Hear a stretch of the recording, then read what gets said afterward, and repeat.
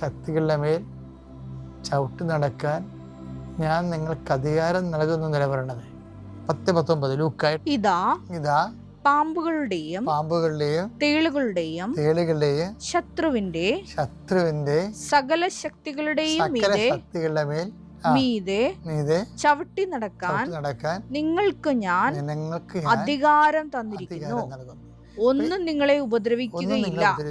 അതായത് വിഷയം എന്ന് വെച്ച് കഴിഞ്ഞാല് നമ്മൾക്ക് ഈ ആന്തരിക മനുഷ്യൻ ബലം പ്രാപിക്കുന്നതിൻ്റെ ഒരു തെളിവാണ് മറ്റുള്ളവർ നമ്മൾ ഉപദ്രവിച്ചാലും we don't feel it as if we are not hurted. മറ്റുള്ളവർ നമ്മൾ ഹർട്ട് ചെയ്യും, പക്ഷെ നമുക്ക് ഫീൽ ചെയ്യത്തില്ല. അതാണ് ഈ ആന്തരിക മനുഷ്യൻ ബലം പ്രാപിച്ചാലുണ്ടാകുന്ന ഒരു റിയാക്ഷൻ ആൻഡ് റെസ്പോൺസ് എന്ന് പറയുന്നത്. ജഡിക മനുഷ്യനാണെങ്കിൽ നമ്മളെ തന്തയ്ക്ക് വിളിച്ചാൽ നമ്മളും തന്തയ്ക്ക് വിളിക്കും.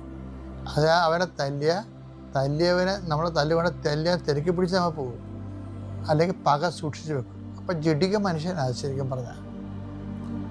ഇതങ്ങനെയല്ല, നമുക്കങ്ങനെ തോന്നത്തില്ല. പോട്ടെ എന്ന് പറയും. ഇപ്പം ഈശോ തന്നെ, ഇപ്പം ഉദാഹരണത്തിന് സർപ്പങ്ങളുടെയും തേളുകളുടെയും ചവിട്ടി നടന്ന ഒരാളാണ് ഈശോ. ഇവിടെ സർപ്പം ആരായിരുന്നു? സർപ്പം എന്ന് പറയുന്നത് യൂദാസ് സർപ്പമല്ലായിരുന്നു. കർത്താവ് എന്താ പറഞ്ഞത്? ഞാൻ നിങ്ങളെ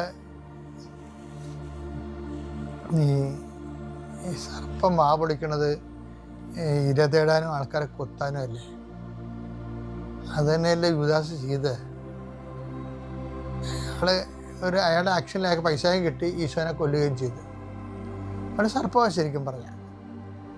പക്ഷെ ആ സർപ്പം കൊത്തുമ്പോഴും ഈശോ എന്താ വിളിക്കണത്? അയാളെ ചവിട്ടി നടക്കണ അയാളുടെ പുറത്തു കൂടി ഈശോ എന്താണ്? സ്നേഹിത എന്നാ വിളിക്കണത്.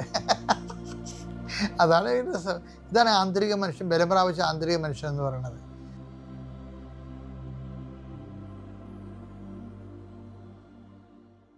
അത്യപൂർവ ദൈവാനുഭവങ്ങൾ ഇനി നിങ്ങൾക്കും സ്വന്തം.